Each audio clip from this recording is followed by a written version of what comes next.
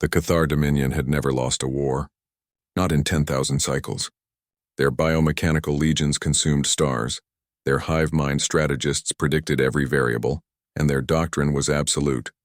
Resistance is assimilation. Surrender is survival. When their long-range quantum scouts detected a blue-green world orbiting a G-type star, teeming with unshielded, unarmored, laughing primates, they didn't send diplomats. They sent the Annihilation Fleet. Earth received the transmission with mild curiosity. It arrived during a global live stream of the Lunar Cricket Finals. The UN Security Council paused the feed for 3 minutes, debated whether it was a deep fake, then resumed watching Team Mumbai bowl out Luna 7. By the time the Cathar Armada dropped out of warp above the Pacific, humanity had already memed the invasion into oblivion. From orbit, the Cathar Overmind observed. Its neural tendrils pulsed with cold certainty. The planet's defenses were negligible. No orbital cannons, no energy shields, no fleet of warships.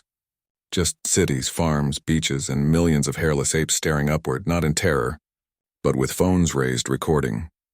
"They do not fear us," murmured Prime Assimilator Verkel, its chitinous mandibles clicking in dissonance. "Fear is irrelevant," replied the Overmind. "They will be processed." The first drop pod struck at dawn. Sleek obsidian eggs that cracked open to release legions of biomechanical warriors, each 7 feet tall, armored in living carapace, armed with plasma claws and neural suppressors. They expected panic, screams, collapse. Instead, they landed in downtown Tokyo. During a cosplay convention, hundreds of humans dressed as anime warriors, space pirates, and magical girls cheered. Someone handed a Cathar soldier a foam sword and a selfie stick. Another offered matcha latte. Confused, the invaders scanned for threats. None registered. Their threat assessment algorithms flagged excessive smiling as a possible bioweapon, but dismissed it as illogical. In Berlin, a drop pod crashed through the roof of a techno club. The bass didn't stop. The crowd parted, danced around the smoking pod, and when the warrior emerged, they handed it glow sticks and chanted, "Ein, zwei, drei, wir." The Cathar unit, overwhelmed by rhythmic auditory pulses and strobing lights, short-circuited and began headbanging. Back on the command Dreadnought World Eater, Verkel demanded answers. Why do they not flee? Why do they celebrate our arrival? The Overmind hesitated. Unknown. Recommend full planetary saturation, but Earth had already activated its true defense, bureaucracy. Within hours, Cathar landing parties received formal notices, printed on recycled paper, stamped with municipal seals, citing violations of local noise ordinances, plasma screeching exceeded 85 dB, unauthorized aerial entry, no FAA clearance, lack of proper waste disposal permits, biomechanical excretions contaminated public parks, and, most damningly, failure to register as extraterrestrial entities under UN Resolution 842B. Aliens must fill out Form 7G and thus triplicate. One Cathar squad in Sao Paulo spent 3 days trying to file a declaration of hostile intent at a post office that closed at 2 p.m.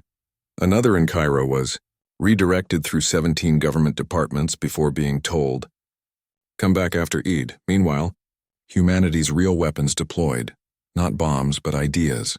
In Nairobi, school children taught Cathar scouts how to play Bao, an ancient strategy game. Within a week, the warriors began questioning the Overmind's rigid tactics. In Oslo, therapists offered free empathy circles for traumatized invaders. How does it feel to be programmed to destroy? Several Cathar units broke down sobbing, bio-tears corroding their armor. The final blow came from Mumbai. Dr. Anika Rao, a microbiologist with a penchant for street food, had been studying extremophiles in monsoon puddles. When she heard the Cathar were vulnerable to organic compounds, she didn't synthesize a virus. She brewed chait. Her team loaded drones with vats of spicy tamarind chutney, fermented mango pickle, and ghost pepper yogurt.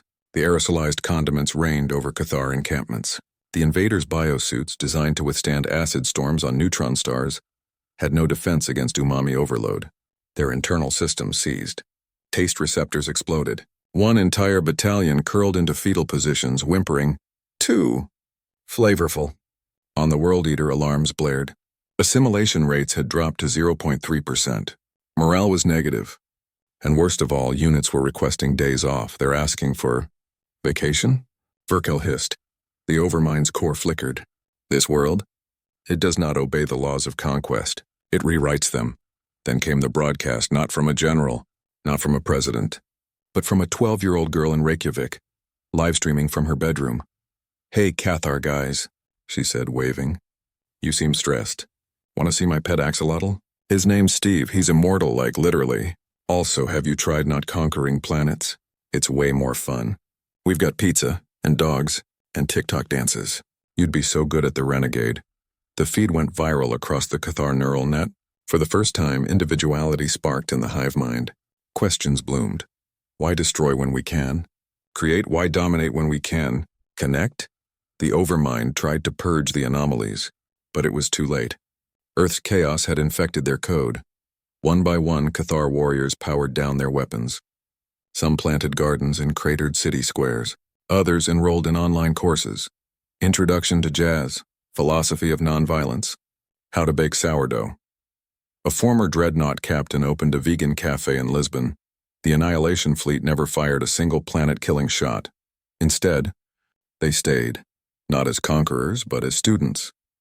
Years later, historians would call it the Great Softening. The Cathar Dominion dissolved not in fire, but in friendship. Their bioships were repurposed as floating universities. Their war drones became delivery bots for bubble tea. And Earth just kept doing what it always did, laughing, building, sharing, turning invaders into neighbors over a plate of spicy noodles and a bad pun. From orbit, the stars watched in silence. Other empires took note. Some sent spies. Others sent diplomats. All received the same welcome, a handshake, a cup of tea, and a gentle warning. Don't mistake our kindness for weakness. We've broken gods with memes and toppled tyrants with dad jokes. Come in peace, or prepare to be utterly, delightfully, humanized. And somewhere in a Mumbai alley, Dr. Rao smiled, stirring a new batch of chutney just in case. Because humanity knew a truth the galaxy had forgotten. The most unstoppable force in the universe isn't war. It's joy.